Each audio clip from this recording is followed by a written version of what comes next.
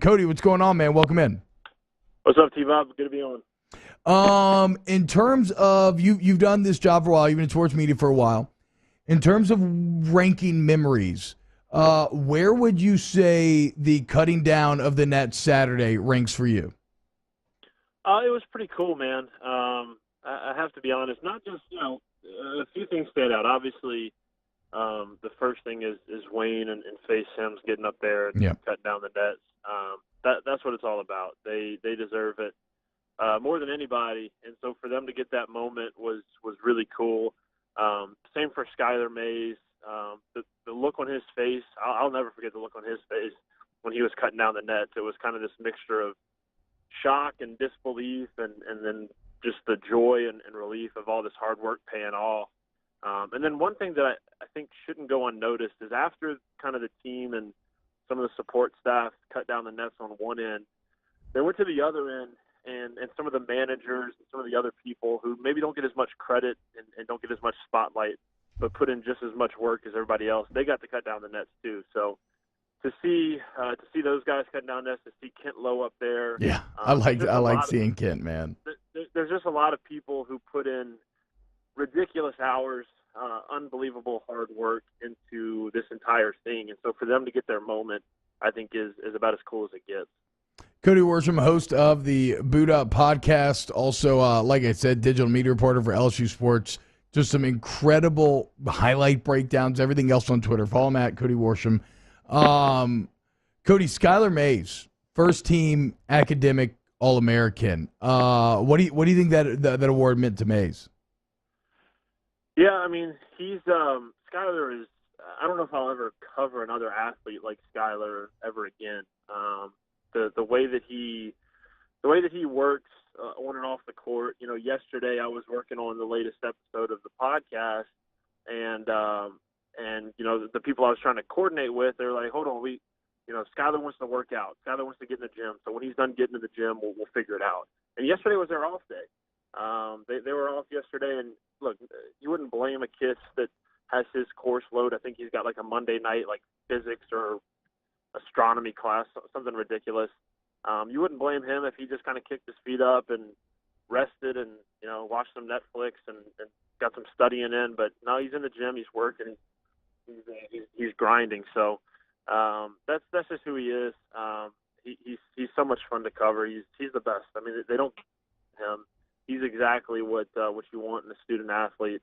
And I don't think that's the last of the awards. I think Skylar's going to have a nice little postseason run here where he gets some recognition for his hard work, which is great because he deserves it. Yeah, he absolutely deserves it. About 13 points a game, 2 steals per game. I think it's like 3 boards, 3 assists. He just – it seems like not only has he just been constantly productive, but he's been at his best when the team needs a big play this year. And they're going to need it this weekend, man. So LSU will not play in this SEC tournament until Friday. Let's assume that Benford remains the interim head coach. How do you think LSU fares in this tournament? Look, I like this team's chances. They've been so good in the face of adversity all season. Starting with Wade, and they've responded anytime the cards have been against them. So you mentioned Skylar, you mentioned Tremont Waters. These guys kind of thrive when things are at their toughest. The other thing is I think their draw is pretty good. I know you get Arkansas or Florida in that first game, which are the only 2 teams to beat you, but I still like the way LSU matches up with those teams. That 4 seed game could be interesting because South Carolina is that 4 seed, but Auburn is that 5 seed. You might favor Auburn in that game over South Carolina. But either way, I think that's a good matchup for LSU, and then you get a championship game and anything can happen. So they worked hard to earn that 1 seed. It sets them up well. Man, it's been a while since they won the SEC tournament or even played in the championship game. I don't even know off the top of my head. I certainly can't remember it. So to make a run in Nashville would be really special. Now, what about the NCAA tournament? LSU projected anywhere from like a 3 seed, 2 seed potentially, and then even in the most optimistic, should they win the SEC tournament, maybe even a 1 seed. How much of a difference? Like, does it really matter 1 through 3 if you're LSU? I don't think the number matters as much as the matchup. there's been a certain type of team that's given LSU the most trouble this year. Florida going to overtime twice, Missouri on the road. It's that kind of smaller, gritty, tough team that's kind of defensive-minded. And so you could get a 1 seed, but still be matched up with that kind of team in the 1-8 game, and then you've got your hands full.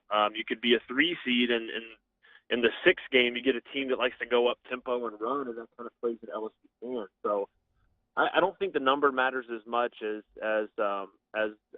the matchup and who you're playing against. But just the percentages say that the higher your seed is, the better and more likely you have a chance of advancing. So, look, if LSU wins the SEC tournament, that's putting the cart way before the horse here in this conversation.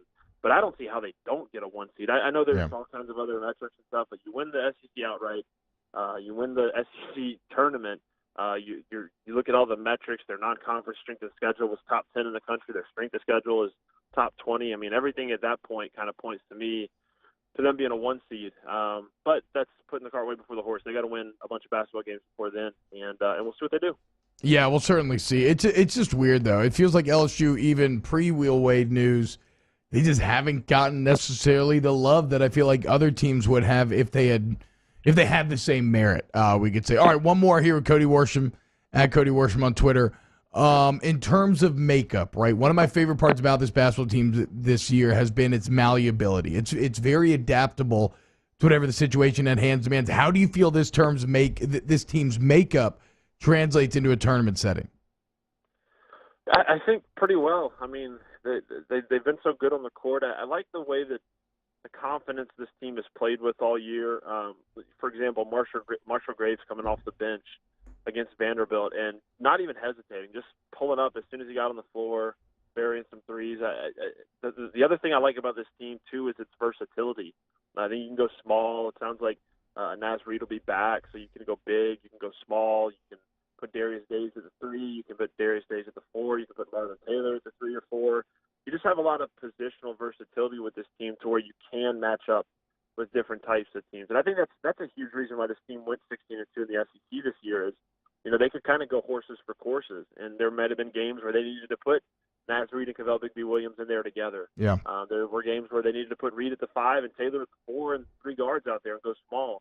They can kind of do it all. And so when you can do that, when you have that versatility, it kind of bodes well for whatever matchups come your way.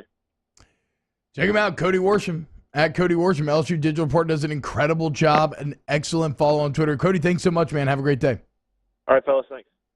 All right. When we get back here on Off the Bench, we'll close of the show. Next, 104.5, 100.3, 94.7 ESPN.